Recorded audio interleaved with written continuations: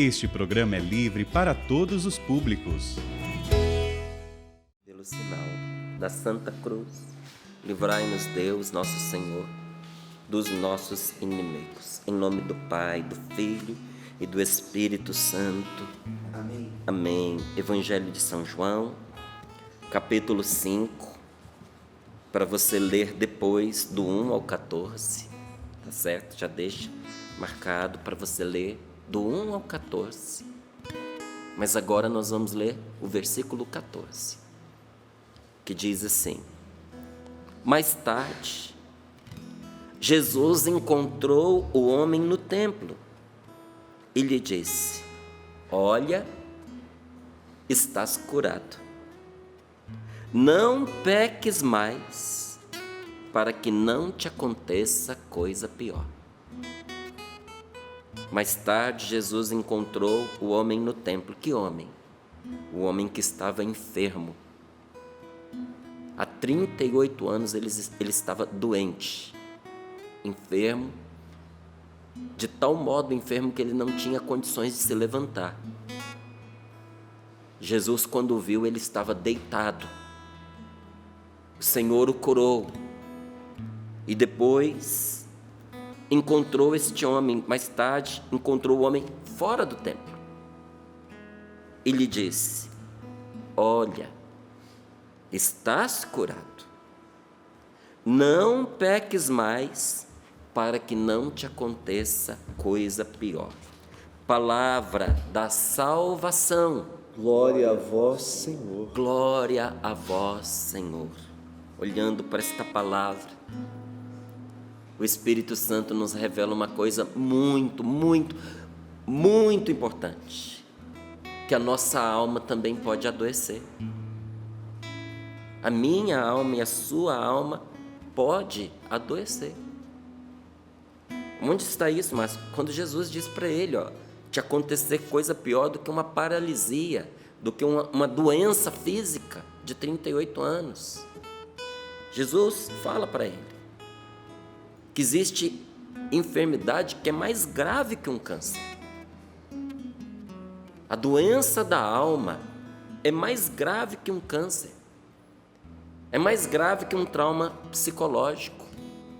Olha, veja que Jesus tinha chegado à piscina de Betesda. Eu sei que muitas pessoas não sabem o que significa Betesda, mas significa a casa da misericórdia. Era um lugar onde os doentes ficavam esperando por um milagre. Ali tinham muitos doentes à beira de uma piscina milagrosa, que quando havia um movimento nas águas, o primeiro que descesse ficava curado de qualquer enfermidade que tivesse. Por isso se chamava Betesda, casa da misericórdia. E chegando ali num lugar onde tinha muita gente doente, Jesus viu um homem que estava prostrado sobre o seu leito, que ele não conseguia ficar de pé. Você já ficou assim alguma vez na sua vida? Já tive sarampo. Tem gente que não lembra que teve sarampo. Eu lembro, não tem como esquecer. Eu não conseguia ficar em pé. Me colocava em pé, eu caía. De fraqueza. Tudo em mim doía. Sabe, eu me lembro de uma tentativa de ficar em pé no meio da rua, asfalto, onde passa carro. Eu não tive condições de sair do meio da rua. Eu deitei ali no meio da rua. Qualquer carro poderia ter passado por cima. De tamanha fraqueza. Sabe quando você sente que não é que você está doente de alguma coisa, você sente que você é doente? Foi o que o sarampo fez comigo. Agora imagine você ter uma coisa assim, mas por 38 anos. Um estado de enfermidade. Jesus encontrou aquele homem num estado de enfermidade e ordenou a ele: levanta-te, toma o teu leito e anda. E aquele homem que havia 38 anos era paralítico, que não conseguia sair da maca, encontrou graça diante dos olhos de Jesus. No seu encontro com Jesus, ele levantou e começou a andar. Louvado seja Deus, bendito seja Deus, por tantas pessoas que se levantaram depois de encontrarem Jesus aqui no Sorrindo para a Vida, na Canção Nova, na igreja. Se tornou cristão, encontrou Jesus e a sua vida foi erguida. Quantas pessoas que a vida não ia para frente, mas depois que encontrou-se com o Senhor, começou a andar, começou a caminhar. A vida avançou, não é? Depois do Senhor ter encontrado-se com este homem, ele se levantou e começou a andar. Só que mais tarde Jesus o encontrou e o advertiu: eis que estás curado, não peques mais, para que não te suceda algo pior. Jesus de maneira nenhuma, gente, disse para aquele homem que se ele pecasse, ele ficaria mais 38 anos ou mais de 38 anos novamente, não é, paralítico. O que Jesus disse para ele de verdade? Disse que pecar seria pior do que 38 anos de paralisia.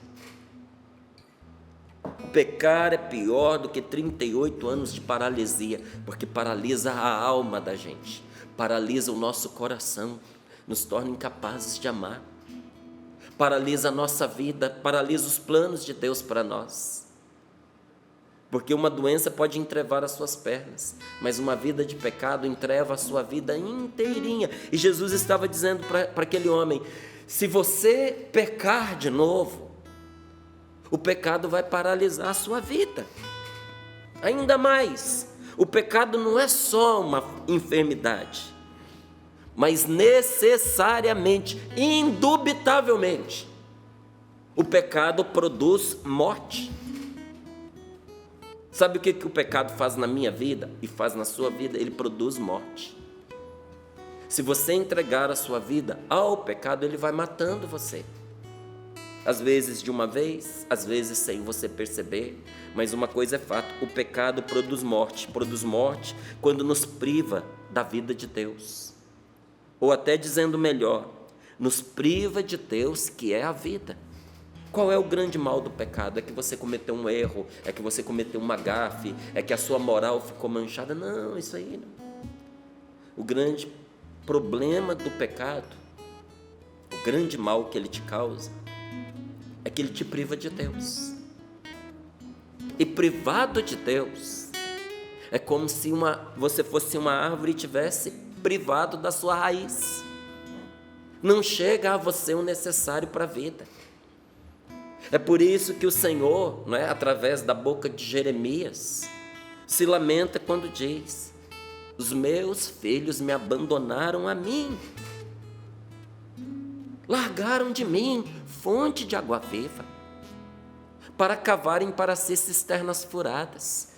Quantos de nós passamos a vida cavando cisterna furada? Se você quiser, não é?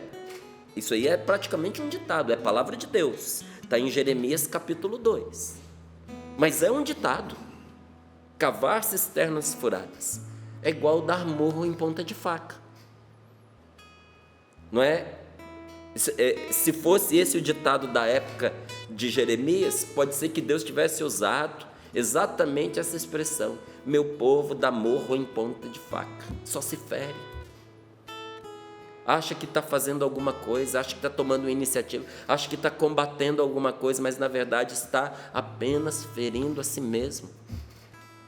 Meu povo está acostumado a dar com a cabeça contra a parede. É um ditado que significa a mesma coisa: desperdiçar a vida. Por que dá com a cabeça na parede? Porque quando você está no escuro, você fica procurando a porta, a saída de algum modo. E toda hora você dá com a cara na parede, com a cabeça na parede. Quem é a pessoa que dá com a cabeça, o rosto na parede? Aquela que cava para si cisterna furada. Está buscando saída onde não tem, está buscando solução onde não tem, está buscando matar a sua sede, onde ela só vai encontrar a morte. Abandona a Deus, que pode dar a ela tudo que ela precisa. A sua alegria, a sua felicidade, os seus melhores sonhos não estão escondidos, estão guardados em Deus. não estão perdidos, estão em Deus. Quando a gente, com medo que Deus roube os nossos sonhos, nós o abandonamos, nós começamos a procurar a nossa felicidade, onde a gente só vai encontrar a sede, a perdição e a morte. Sabe o que é você no meio do deserto, debaixo de um sol escaldante, perder líquido cavando, suando, cavando, e depois você descobrir que você não encontrou água? Você, com todo o seu esforço, você só se aproximou da morte. É isso que a palavra de Deus está nos dizendo. Quantos de nós, buscando a felicidade, só encontramos tristeza, agonia, solidão? Você sabe por quê? Não é porque você estava mal intencionado, é porque você estava buscando no lugar errado. Você estava buscando a sua felicidade fora de Deus. E para quem não sabe o que é pecado, né? Porque muitas vezes fala-se, pecado, pecado, pecado, mas ninguém explica, né? Aí a pessoa acha que o pecado é só uma coisinha que ela faz. Não, não é só uma coisinha que você faz, porque senão a lista vai ao infinito. Pecado basicamente consiste numa falta de fé em Deus. Se você quiser resumir o que é pecado, é falta de confiança em Deus. Falta de fé em Deus, geralmente provocada por um excesso de confiança em nós mesmos. O pecado é basicamente uma falta de fé em Deus, provocado geralmente por um excesso de confiança em nós mesmos. Sou eu quem vou construir a minha felicidade, são os meus planos, são os meus projetos, eu vou conseguir, eu vou dar conta, eu posso, se eu mentalizar eu consigo. Não tem muita gente que ensina isso? Vou te contar uma coisa que o Padre Pio ensinou para um homem que falou para ele que o que ele conseguiu na vida foi mentalizando. Um dia um médico, olhando as chagas, porque o Padre Pio teve estigmas, apareceram os buracos da cruz do Senhor nas mãos, nos pés, no lado dele. E um médico, olhando para ele, disse assim: isso aí é culpa do Senhor, que o Senhor fica contemplando muito a cruz de Jesus, o Senhor fica mentalizando muito, a sua mente foi que abriu esses buracos nas suas mãos, nos seus pés. Esses estigmas foram produzidos pela sua mente. O Padre Pio, com muita caridade, virou para ele e disse assim: então por que o Senhor não mentaliza um boi para ver se lhe crescem os chifres?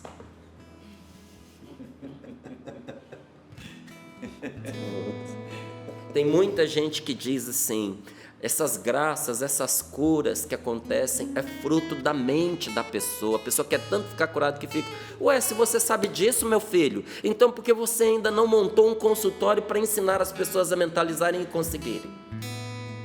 É tão fácil e é tão óbvio que você não dá conta de fazer, não é?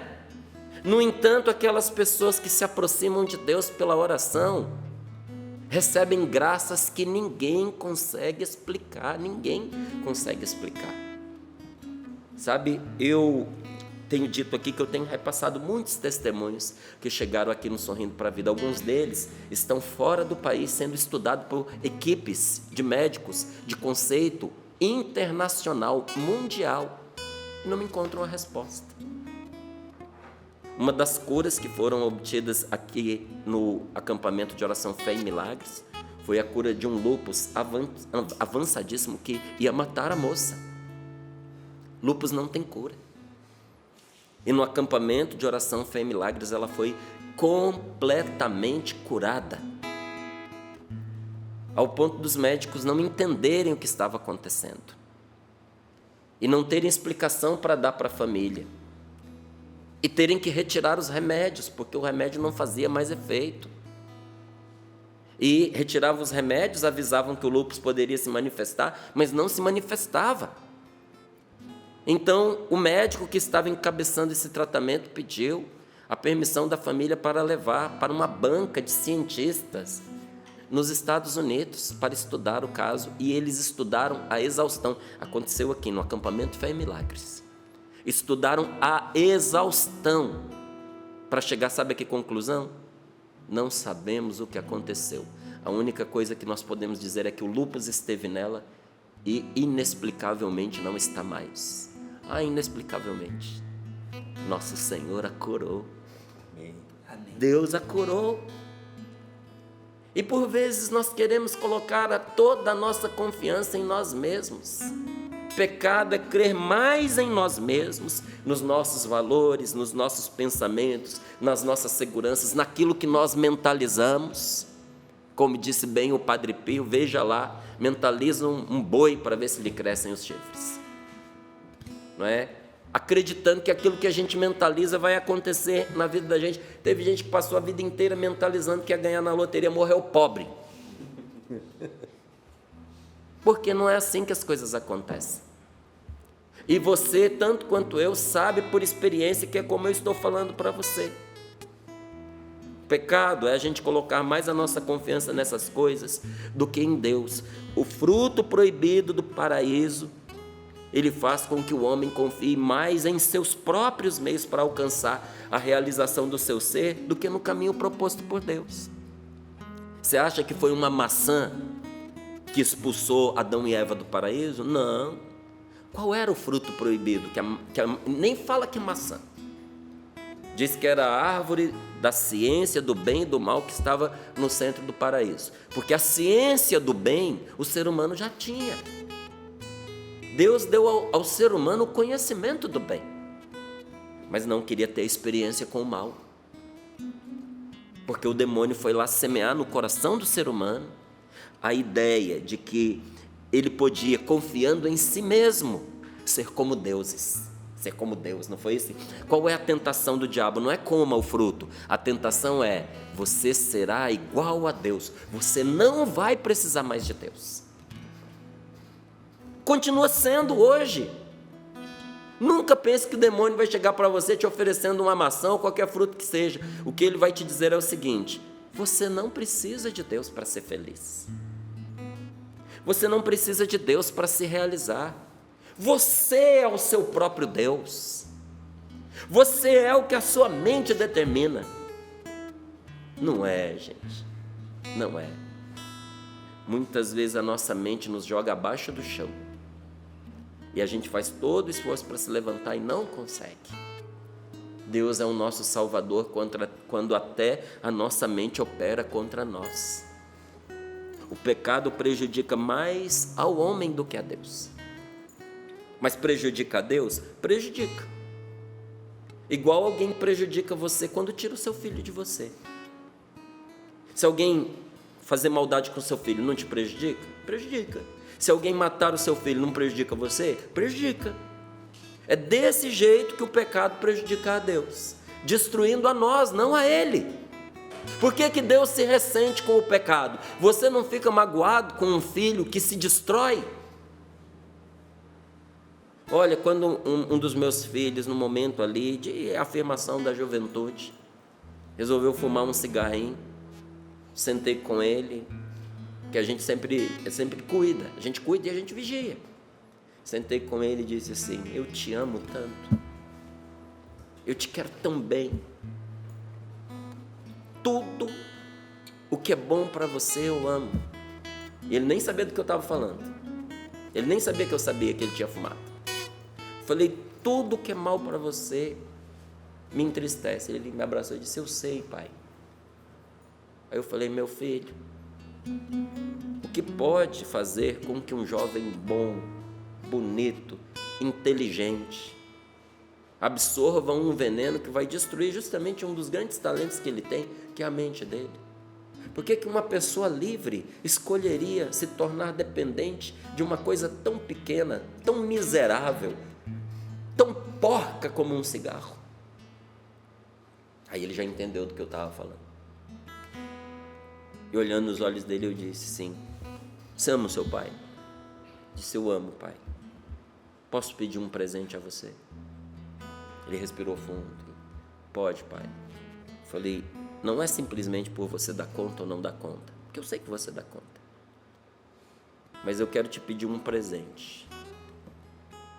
E eu gostaria que você me dissesse se você não quiser me dar, porque eu prefiro que você me diga do que você me dizendo, eu vou te dar e depois você fazer o contrário e ir escondido de mim. Então, se não, diga para mim agora, olhando nos meus olhos como um homem que você é, que você não vai me dar o que eu estou te pedindo. Ele disse, tá bem, pai, pode pedir.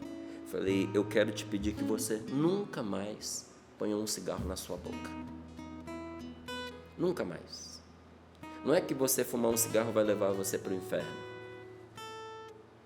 Eu e a sua mãe demos a você o que de melhor nós podíamos.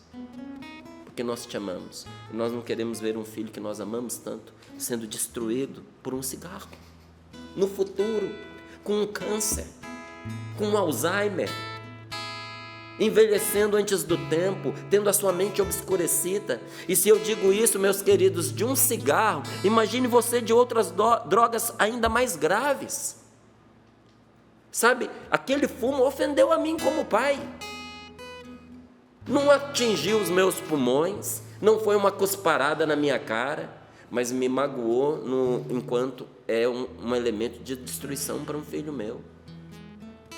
Tudo que você faz para a sua destruição, isso mexe com o coração de Deus. Ele te ama. Ele te ama. Por isso, para esse mesmo Jeremias, o Senhor pergunta assim, mas será a mim que as suas rebeldias ferem? Não será a eles mesmos para a sua própria vergonha? Quem se revolta contra Deus? Olha o que a palavra de Deus nos pergunta. Será a mim que as suas rebeldias ferem? Não será a eles mesmos para a sua própria vergonha? Jeremias capítulo 7, versículo 19. Tudo que você faz que ofende a Deus, que eu faço e que ofende a Deus, o Senhor pergunta para cada um de nós, mas será a mim que as suas rebeldias ferem? Será que essa escolha que você tomou não está ferindo a você mesmo e sendo a sua própria vergonha? Deus nos ama tanto que, sabendo o mal que o pecado produz em nós, Ele nos proíbe de pecar, Ele nos proíbe de ser escravos. Está proibido de ser escravo. Eu lembro de que uma vez, eu dando testemunho aqui no Sorrindo para a Vida, de que tinha coisas que eu proibia aos meus filhos. Alguém me escreveu dizendo assim, que dó dos seus filhos. Eu respondi, que dó dos seus quando você os tiver. Porque um pai que não sabe pôr limites aos seus filhos, vai ver o seu filho encontrar o limite, às vezes debaixo da cova, porque ele não concordava, não é? Que eu dizia que lá em casa a gente não mantinha as portas do quarto com tranca, e não mantém até hoje. Porque ninguém lá em casa faz alguma coisa que o outro não possa ver. Ah, mas você tranca a porta do seu quarto. Eu não. Ah, mas e se seu filho entrar e flagrar você numa intimidade com a sua mulher? Problema dele que entrou sem bater. Lá é a porta do meu quarto, estou fazendo nada escondido. Ele tem inteligência suficiente para isso, para não entrar no quarto sem bater, e a gente tinha prudência suficiente para saber qual o momento da gente ter uma intimidade, sem que um filho pequenininho viesse a flagrar a gente. Mas não tem portas cadeadas, porque nós não temos nada que esconder uns dos outros, ainda mais um filho. Por que um filho haveria de passar a chave na porta como se o quarto fosse propriedade dele? Ele não comprou aquilo, não construiu aquele quarto, ele está sob a sua tutela. Ah, direito de não ser cuidado, direito de irresponsavelmente tomar decisões que podem prejudicá-lo. Um pai e uma mãe que não cuida do seu filho não pode amá-lo, não é possível. O amor se traduz em gestos concretos, e às vezes a gente tem que chegar para um filho e dizer, você está proibido de fazer isso. Por isso que Deus nos proíbe você de pecar. Quando Deus proíbe você de pecar, é como Ele diz, como se Ele dissesse, eu estou proibindo você de ser escravo, estou proibindo você de encontrar com esse traficante, estou proibindo você de ser capaz dessa pessoa, porque você é bom demais para isso. Eu não quero ver você sendo destruído dessa maneira. É isso que Deus está dizendo para todos nós. A cura completa, meus queridos, consiste em nós sermos libertados da lei do pecado que nos leva a fazer o mal que a gente não quer. e nos impede de fazer o bem que a gente quer. Tem muita gente que está impedido de fazer o bem porque trocou uma coisa pela outra. Trocou o pecado pela vida. E até trocou as coisas fora de lugar. Eu acho muito bonito quando uma família tem, por exemplo, um animalzinho de estimação, um gatinho, um cachorrinho, acaba até fazendo parte da família. Mas eu fico triste demais, quando eu vejo uma avó, um pai, uma mãe deixando de visitar seu neto, seus filhos, porque tem que cuidar do cachorro. Porque tem que cuidar do gato. Há uma inversão. Existem coisas que impedem a gente na direção de outras maiores. Leva o animal junto, mas não deixe de visitar os seus filhos, não deixe de visitar os seus netos, não ponha desculpa na criação para que você não cultive os seus relacionamentos com a sua família, porque vai chegar um dia que você vai precisar da sua família perto de você, e aí como é que vai ser? Porque a gente colhe o que a gente planta. Se a gente plantou isolamento, o que a gente espera colher? Vamos colher solidão, gente. Agora é a hora de você plantar amizade, agora é a hora de você plantar proximidade, não é? Então Deus que nos ama quer a nossa libertação. Ele não só perdoa os nossos pecados, mas Ele também nos fortalece para não pecar mais. É um método PHN. Primeiro liberta, depois fortalece para não pecar mais.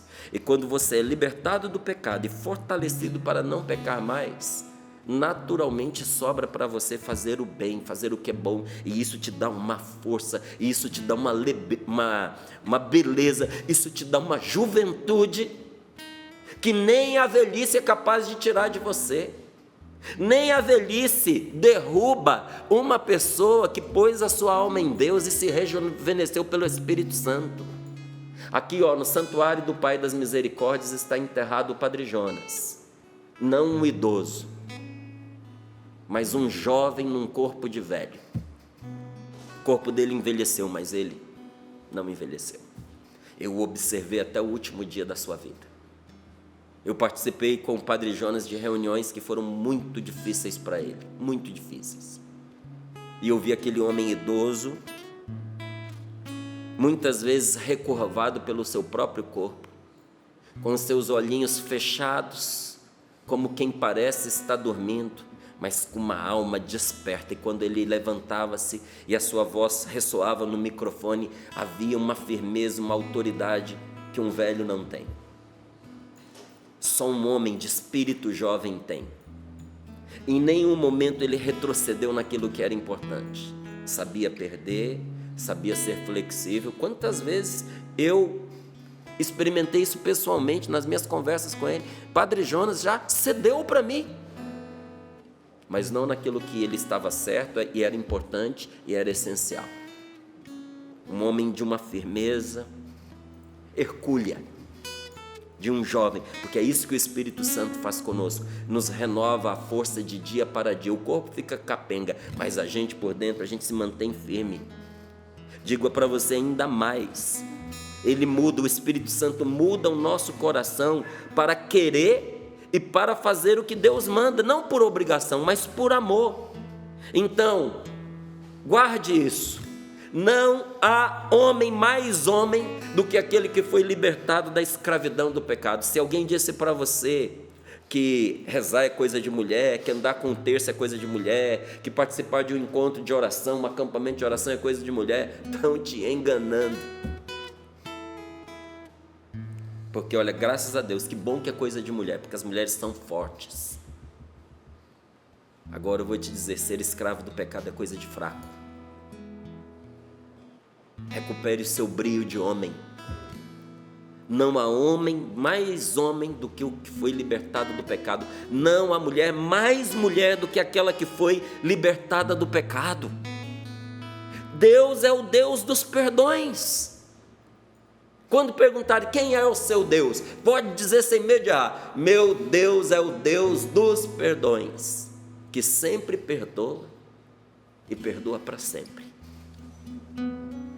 Você nunca vai topar com a cara na porta quando você se aproximar de Deus, para pedir perdão dos seus pecados.